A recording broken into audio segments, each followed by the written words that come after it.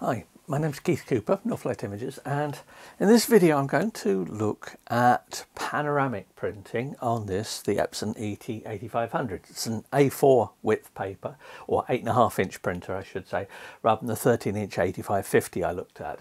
So you are limited to the width of paper you can print, but you can print long prints. So I'm going to have a look at taking an image, a wide image, and printing it on panoramic paper. Now the paper I'm using here, this particular one is, I'll talk more about different types of paper later on, but this particular one is Epson Premium Lustre. Now Epson don't make double A4 size, which is what this is. It's 210 millimeters by 594, so it's 2 sheets of A4 lengthways. What I've done is I've taken some A2 paper and cut it lengthways to make panoramic paper. Now, as I say, I'll mention different types of paper, but you can actually buy paper ready-made this size. But this one is just basic paper, Epson Premium Lustre. I use it for a lot of testing. I've got a custom profile that I built for this that works on this and the 8550, the larger printer as well. But I'm going to show, using Epson's print layout software, how I print this and some of the decisions I make in making a print, including why the image I've started off with here is not the image I've used. Anyway, this is the scene. It's a view in the Lake District. Typical grey Lake District day. It was either raining at the time or rained shortly afterwards, or had just finished raining, but there was a lot of rain about that day. The Lake District is a great place. But if you don't like rain, be prepared to be disappointed on a few days, because it is one of the heaviest rainfall areas in England. And there's one of the lakes, there's a boat going across it. Now this, I can't remember whether it was 2 shots stitched together or a crop. I think it was probably 2 shots stitched together. It would have been taken with Canon 5DS, so there's no shortage of megapixels. In fact, the original image I prepared here will print out at nearly 3.5 feet across. So it's about 1 meter across. It's a big print, but obviously you can't do that on this printer. And I've got this paper here. Now you can use other sizes of paper, but I'm going to see what a print looks like on this paper. The problem with panoramics is always the aspect ratio. Now I'm going to open this image. Well, before I open it, I'll just show a little bit about the composition and bits for it. This is the basic image as I've prepared it. I've done a bit of work on it. I've got the balance right, but for print I probably want it a bit lighter than this, because sometimes prints look a bit dark. Now it's not because the settings are wrong, it's just because it's an entirely different media to on the screen. So sometimes you want to make your prints a little bit brighter. So I've got several. This is done in Photoshop. Now this is an old version of Photoshop, CS6. So you can do this in any editor with adjustments like this in it. So first of all, I'm going to lighten the whole image. But the important thing, these adjustment layers are masked, so that in this I'm effectively not lightening the top and the bottom. I'm just lightening the center a bit to try and bring the structure of the image out a little bit more. I've also got, and this is just a simple curves adjustment. There are lots of ways of doing these adjustments, so I'm not going to go through in detail about how to do it, because they apply differently to each image. There is no sort of do A, do B, do C step-by-step guide for doing prints like this. You have to trust your own instincts and know where you want to get to. If you know where you want to get to, it's much easier to get there. So we've got that layer. I've also got another curves layer which darkens, and I've brushed that in just to darken the top bit of the sky and a bit of the water, just to draw attention more to the middle. Now I've upped the vibrance a bit for printing, because there is colour here, but it's not that strong, which you don't expect in sort of this. But there are subtle colours on the hillsides and in the trees and in the mist here in the distance, and I want to preserve some of that. So there is the picture. Now that's my Photoshop file, which I'm going to print. You could use any way you like of doing this, but this is a file I've produced from some photos that I'm going to print. But I just include a bit of that just to show a bit of aspects of it. One other point is often find with panoramics like this, having something stronger at either end helps anchor the print, draw your attention in. But panoramic composition is a tricky thing, and I will do some more about this some point, because I know quite a few people who have asked me about how do I compose panoramic images or wide images. Now, I'm not even going to attempt to define what panoramic is. To me, it is a wide, narrow image or a tall image, but this is panoramic as far as I'm concerned for this. So I'm going to use Epson Print Layout, not because I don't want to use the printing setup from Photoshop here, but Epson Print Layout is good software, it's free, it's easy to use, and it's the same on this Mac and on a PC, so it's just easier to show it to people. But there are many ways you could print this. This is quite a big file, about 400 megabytes. It's a large file. It will print at this size probably at perhaps somewhere around about 400 pixels per inch. So there's no shortage of detail in the image to print relatively large. Now I go to the Automate menu and fire up Epson Print Layout. This is a slow laptop, so it will take a few moments. It's looking at the file, it's thinking about it. I say it's a big file. Epson Print Layout. If you can't find it on your local Epson site, look at the Epson site for other countries, because it's not necessarily updated immediately for new printers. But it does support more printers these days, including some relatively lower end printers, certainly amongst the ones here. And right up front, we see a potential issue. If I print this image as is, it will just fill the middle section of the paper. Well, that's fair enough. I could trim it. It's a nice image. I like that. But let's have a think, because yeah, the image is one of those ones I think, well, yeah, that looks good, but am I happy with it? Let's see what happens if I expand the size. Now I've got it set here. I've set the paper for Epson Premium Semi-Gloss, double A4, I've set as a custom page size. Custom page sizes are very easy to set up in this, and it is a custom page size of 210mm by 594mm. That's double A4 size. So I've got that orientation landscape, type standard. I don't need to select panoramic or anything here, just standard. It's a standard paper. Now, at the moment, the way I've got the margins, you can see the image here, it just fits in the paper. What about if I do click the scale to fit box? Let's see what happens. And there we go, it's enlarged it, but it's cropped it. Now, immediately I see that, I think, I rather like that strong crop, because these rocks, well, yeah, they were interesting, but they were never that strong an element of the picture, and they were right in the corner. The tree is still there. I've still got the gap in the mountains. I've still got the boat chugging along here, just off centre. Like a lot of things, just slightly off the centre makes a little bit more interest than actually having things dead centred. I've lost some of the sky, but I've still got a lot of the cloud and everything here. In fact, looking at that composition, I think, yeah, that works. Now, I could tweak it. I could go back to adjusting sizes. And remember that if you're going to have borders on a sheet of paper like this, although the paper itself is double A4 sized, once you add a border in it, you're actually making it wider. So if you want to print a long, wide print, you can actually print with a border, wider aspect ratio than the paper by having the borders in it.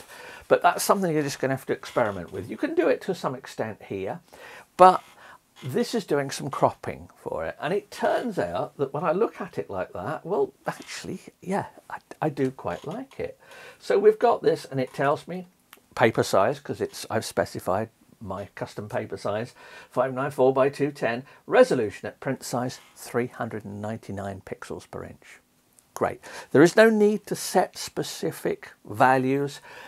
Anything over 300, the more you put, in general, the more quality you'll get out of the picture. The detail does show through. Now I will be doing, I've done for quite a few other printers, I will be doing a video looking at specific detail settings for this printer and the 8550, but that I've got some special test prints I'll be doing that for, and I will be coming back to do that. But I know that 399, this is going to print just fine. So there we go. What about colour management? I've got select profile, and I've got, it's automatically selected premium semi-gloss, which is the paper setting. This printer and the 8550 doesn't have a premium lustre media setting. Now, media settings are just about the type of paper. For the purposes of this, for the premium lustre paper, I made my profile for it using the premium semi-gloss setting. Premium semi-gloss is a sort of fairly standard setting for this type of not quite glossy photo paper. Now, I don't want it to auto-select for me. No, thank you. I want to use one of mine. So I'm just going to look at here and find my profile. And all my profiles are available on request, but you need to check the written review. If you look at the 8550 written review, it's got a list of all the papers I've profiled. There will be more when I've finished the review for this, but at the moment they're all listed in the 8550 review. And here I've got this set for Epson Premium Lustre Premium Semi-Gloss. So the profile name has the name of the paper and the media setting, because remember, profiles are not the same as media settings. So I've got that set there. I've got it set for high quality. With a small printer like this, yes, it will take longer to print with at higher quality, but it does make a little bit of a difference. But I say I'll be coming back to that when I look at precise detail settings, when I do some more detailed testing. So I've got this. The remaining decision is what rendering intent to do. Now, there is an element of soft proofing applied here, so what I see here is indicative of what I'm going to get on the print. Now, at the moment that's set for perceptual, and if I change it to relative colorimetric, it looks different. It looks slightly lighter. I'm not sure what the difference is between them. Some images and some profiles, there is quite a difference between relative colorimetric and perceptual. Other images, there is less of a difference. It depends how you make the profiles, what software is used, all kinds of things. But I'm going to print this one at perceptual rendering intent. Now, the printer here, I'm going to need to load this paper up. But anyway, let's just press print here and let it think about it. It'll go send the print data. But I'm going to load some paper up into this printer. And it's quite a wide sheet. There we go, it'll support that. The printer is asking me what paper to pick. Now, I've got, at the moment it was previously set for Velvet Fine Art, which I don't want. I want it onto Premium Semi-Glossy, and I've left the paper size at user defined. Now, you can actually set the printer here. You can actually set this up and set custom sizes, but this will override it. In fact, it's not waiting for me to finish that, it's going to do it. Now, I'm going to hold the paper up here just to make sure we get a nice even feed into it at the start. Get the usual noises from the printer. Bit of whirring sounds. I did do because I hadn't used this for a week, I did do a nozzle check on plain paper first. And one of the nozzles did need a little bit of a clean. If you don't use a printer for a week, don't waste a piece of paper like this, just use a bit of plain paper. You can use it several times for a nozzle check. It's just, printers don't like being left. These printers are better than the big fine art type printers I use. But anyway, here we go. It is now printing on this sheet. See the sheet being drawn in here. Don't need to use the rear feed or anything like that. This is quite capable, taking this top feed here. The trays at the front here are really for, I use it for plain paper, for nothing else. I would not use the trays for any photo papers. And perhaps very light photo papers it will use.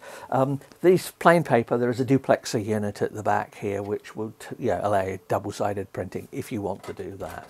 But I'm interested for using this one because of the print quality. That's what matters to me in this. But anyway, we shall now just leave this to carry on because it will take a good few minutes to print this image, and we'll come back to it in a moment. The print's coming out. It has a nice even small border on it. You can't print borderless, by the way, on custom print sizes. There are only a certain range of sizes which are available for borderless printing. Now, in terms of this, the border's quite even, but I have tested this before and I noticed that there was a slight difference in the border along the length of the paper, And when I measured the paper, it was entirely my guillotining of the paper was very slightly off by a fraction of a millimetre, which shows over the length of things. So if you're going to cut your own paper from A2 sheets, be careful to cut it precisely, because with a narrow border like this, any slight variation will show. But these are very easy to do, and we'll just wait for the print to come out. The print just comes out. If you've got doing a longer print, and you can set custom sizes to longer than this. If you're doing a long print, take care with how the print comes out. You don't really want the weight of the print pulling off and pulling through the printer here. Likewise, as I said, if you're doing larger prints, support the paper as it goes in. You don't want to put any undue forces, sideways forces on the paper going through, because it's liable to make the image drift a little bit. And with this particular one, I can see that the border is slightly thicker here, and this will almost certainly be because this was the other half of the sheet that I cut. I didn't get it precisely lined up. So yeah, certainly if you're going to mat this, then the borders like this don't really matter. But if you're going to show it with the borders, it is slightly irksome if the borders aren't straight. So it's better to get it right when you cut the paper. Of course, if you buy paper for it that's been cut, that will have been cut properly with far bigger equipment than and far more precise equipment than I've got. Now, I've got a large guillotine that will print, that's nearly 2 meters long for large format prints when I need to trim them. But yeah, it's expensive paper, so take care with it. This is just premium lustre, so it's a relatively basic paper. If you're doing it with art papers, pay a bit more attention, and don't try and do too many sheets at the same time, because that can cause a bit of drift, and it's probably because I tried to cut through 3 or 4 sheets at once that the issue here. Anyway, it's finished, and there is the panoramic print. Now, that has come out rather nice. I like the look of the image. I mean, I like the image anyway. And in many ways, I prefer the composition with the water as a thin line like this. Doesn't draw so much attention to the water, draws more attention to the little boat and the shape of the valley it's in, where the lake is. So there we go. Now, I said I'd mention more about different types of papers. Well, let's have a look. There is a print that's been done using perceptual rendering intent. And I said, how does it vary? Now, I'm hoping that this may well show a slight difference. Here is the same print, but done with the relative colorimetric rendering intent. Now, unfortunately, the difference is unlikely to show much here on the video, despite how careful I might want to show things. I just don't think it will show. I prefer the perceptual rendering for this particular print. They really are quite close. There is not much difference between them. But I would say there is a bit more with the perceptual one. There is a little bit more detail showing up, a bit more tonality in the distant mountains, so the hillsides here. There's a little bit more there. It is just a slightly different look. Right, well, what about if I want an even more different look to the print? Well, I've got these ones printed on lustre paper. Here is one I made earlier, and this one is printed on a smooth fine art paper. Now, this is a natural white, so it's not a brilliant white. It's a little warmer. I think for this one I would probably prefer a brighter white paper for this particular image. The colours do look slightly different, but they will. They're different papers, different. This is a bright white paper, this is a warm paper, so they're going to look different. So there are two papers. That's Epson Hot Press Natural. So it's a smooth cotton rag paper. It's a natural white, so it's not a bright white, but that's premium nice. What about other papers? Well, I haven't got a huge great pile of printers. There's a limit to how many I want to do. But here is a pack from UK supplier, Fotospeed, and it's a test pack of papers from that are cut to double A4 size. This particular pack has in it, it has a lustre, it has a gloss, has a smooth pearl finish, it has a baryta, platinum etching, which would be similar to this, and a smooth cotton, also similar to this. The platinum etching, I think, is the bright version. The smooth cotton is probably very similar to this. A variety of papers. So if you want to experiment, say this, there aren't many suppliers do this, but as I say, Fotospeed do this particular pack. So that's a test pack of theirs. There's some test prints. There's the image. I'll just go back to the original image before it was cropped by the printing process. Yeah, I prefer this one. Don't be afraid of making major crops to your images and see what they look like. This is something I learned back in darkroom days. I had a particular black and white image. I printed it, never thought much of it. I scanned it when I was first doing digital printing. I scanned the negative, did quite a hefty crop to it, and it became one of my favourite pictures. So I'd left it untouched for quite a while. So never be afraid of changing your composition and thinking differently about a picture, particularly when you've got wide images like this, because it really does make quite a difference. Anyway, hope that's interesting. Applies obviously to lots of other printers and bigger printers as well as this. So if you've got any questions, please do ask. It's people's questions that often give me ideas for different videos.